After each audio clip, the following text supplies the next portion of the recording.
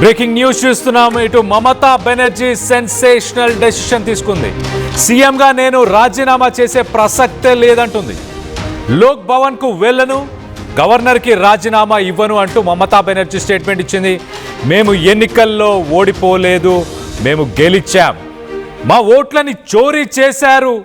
బీజేపీకి EC election commission ఒక ఏజెంట్గా మారిపోయింది అంటూ సెన్సేషనల్ కామెంట్స్ అని చెప్పుకోవచ్చు. ఎలక్షన్ కమిషన్, కేంద్రం, అలాగే సిఆర్పిఎఫ్ ఇవన్నీ కూడా సంయుక్తంగా కుట్ర చేశాయి మా పైన. కౌంటింగ్ కేంద్రాల్లో మా కార్యకర్తలను దారుణంగా కొట్టారు. దేశంలో ఒకే పార్టీ ఉండాలని బీజేపీ చూస్తుంది, కానీ బీజేపీ ఆశలు ఎప్పటికీ నెరవేరవు అంటూ మొత్తానికైతే మమతా బెనర్జీ ప్రస్తుతానికి ఒక సెన్సేషనల్ కామెంట్స్. ఈ కామెంట్స్ని ఎలా చూడాలి? నేను ఓడిపోలేదు అంటూ మాట్లాడుతుంది. ఓడిపోలేదు, నా కార్యకర్తలని కొట్టారు, కౌంటింగ్ సెంటర్స్ దగ్గర వాళ్ళని కొట్టడం జరిగింది అంటూ. No question of me resigning as CM. I won't go to governor to submit my resignation. We didn't lose the elections, we won. మేము ఎలక్షన్స్ గెలిచాము, మేము ఓడిపోలేదు. నేను గవర్నర్ దగ్గరికి వెళ్ళి రిజిగ్నేషన్ని సబ్మిట్ చేయను అంటూ ఆమె మాట్లాడుతుంది. ఆమె చాలా క్లియర్గా మమతా బెనర్జీ ఇక్కడ తన పార్టీ ఓటమిని అంగీకరించట్లేదు. అలాగే కాన్స్టిట్యూషనల్ నార్మ్స్ ఏవైతే ఉన్నాయో, ఎలక్ట్రల్ లాస్ అయిపోయిన తర్వాత రాజీనామా చేయాల్సిందే, కానీ చేయను అంటుంది. ప్రస్తుతానికి క్యాడర్కి అలాగే ప్రజలకి ఒక సందేశాన్ని ఇచ్చే ప్రయత్నం చేస్తుంది చాలా క్లియర్గా. ఈ రిజల్ట్స్ ఏవైతే ఉన్నాయో అవి ఇల్లెజిటిమేట్, అంటే దాంట్లో న్యాయపరంగా లేవు, న్యాయపరంగా ఈ ఎలక్షన్లు జరగలేదు అన్న మెసేజ్ని టీఎంసీ పార్టీకి సంబంధించిన క్యాడర్ అలాగే వెస్ట్ బెంగాల్లో ఉన్న ప్రజలకి ఆ నినాదాన్ని తీసుకెళ్లే ప్రయత్నం స్ట్రాంగ్గా చేయడానికే ఇలాంటి ఒక స్టేట్మెంట్ ఇచ్చినట్టు చాలా క్లియర్గా తెలుస్తుంది. దీనికి సంబంధించి ఒక్కసారి మనం చూస్తే, our votes were stolen. The election commission has become an agent for BJP. Election commission, centre and CRPF jointly conspired అంటుంది.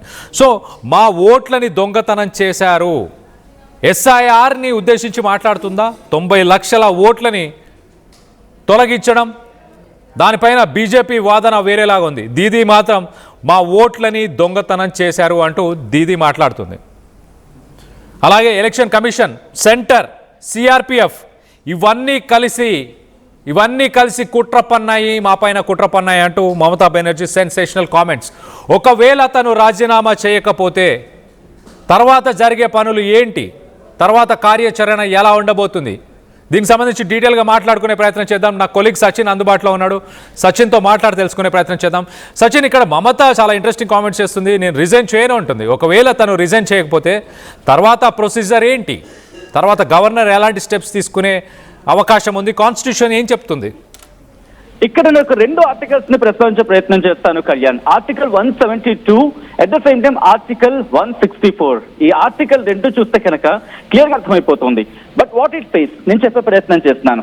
Article 172 of the Indian constitution defines the duration of state legislatures. It mandate that state legislative assemblies last for 5 years. ఇక్కడే clear గా ఉంది. And continue చేసే ప్రయత్నం చేస్తున్నాను. ఎప్పటి నుంచి? From the first meeting with expiration resulting in automatic dissolution, though they can be dissolved earlier. ఇది article 172. ఇది ఇక్కడ అర్థమైంది. And article 164. Article 164 of the Indian Constitution governs the appointment, tenure and the responsibility of state ministers. It mandates the governor to appoint the chief minister and other ministers on the CM's advice, with the council collectively responsible to the state assembly holding office during the governor's pleasure. ఈ 2 articles చూస్తే మనకు ఒక clarity picture వస్తుంది. ఏంటది? First meeting అయిన తర్వాత నుంచి 5 ఏళ్ల పాటు ఆ గవర్నమెంట్ ఉంటుంది అండ్ ఆటోమేటిక్ గా డిజాల్వ్ అయిపోతుంది అనేది. సో ఇటువంటి సిచ్యువేషన్ లో మమతా బెనర్జీ ఇప్పుడు గవర్నర్ కి లెటర్ సమర్పించకపోయినా ఇప్పుడు ఆటోమేటిక్ గా గవర్నమెంట్ అక్కడ డిజాల్వ్ అయిపోయినట్టే మనం భావించాలి. అండ్ ఇక రెండో డెవలప్మెంట్, మీరు అన్నట్టుగా మమతా బెనర్జీ వెళ్ళకపోతే ఏం జరిగే అవకాశం ఉంది?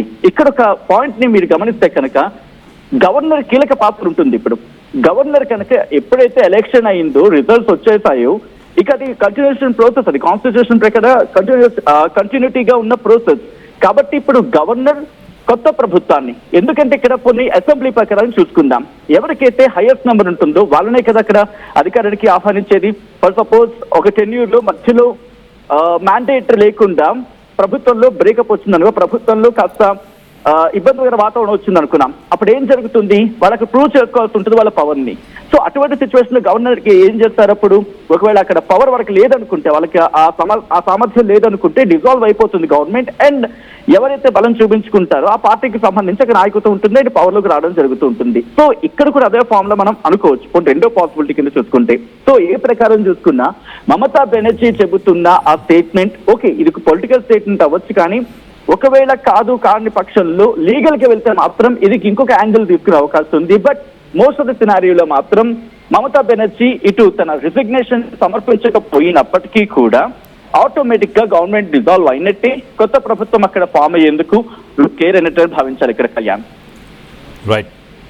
Right Sachin, thanks for the latest update. మొత్తం మీద ఇటు governor, pleasure of the governor దానిపైన డిపెండ్ అయి ఉంటుంది చాలా క్లియర్గా. ప్లెజర్ ఆఫ్ గవర్నర్ కాన్స్టిట్యూషన్లోని ఆర్టికల్ 164 ప్రకారం.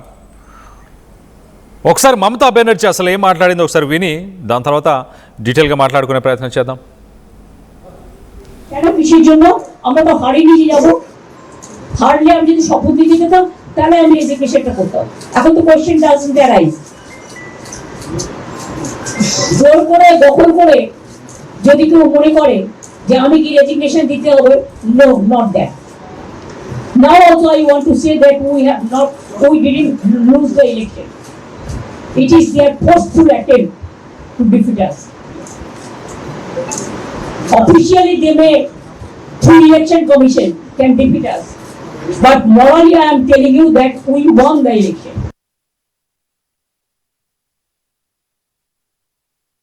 తాను చాలా క్లియర్గా ఏం చెప్తుంది, నేను ఓడిపోయి ఉంటే ఖచ్చితంగా నేను రిజిగ్నేషన్ని అందజేసేవాడిని. నేను ఓడిపోలేదు, నా మీద ప్రెషర్ తీసుకొచ్చే ప్రయత్నం చేస్తున్నారు. We did not lose the election, it is their forceful attempt. ఫోర్స్తోని వాళ్ళు అటెంప్ట్ చేస్తున్నారు అంటూ మమతా బెనర్జీ చెప్పుకొస్తుంది. సో మమతా బెనర్జీ చేసిన ఈ స్టేట్మెంట్తోని మీరు ఏకీభవిస్తున్నారా, లేక నిజంగానే ఎలక్షన్స్లో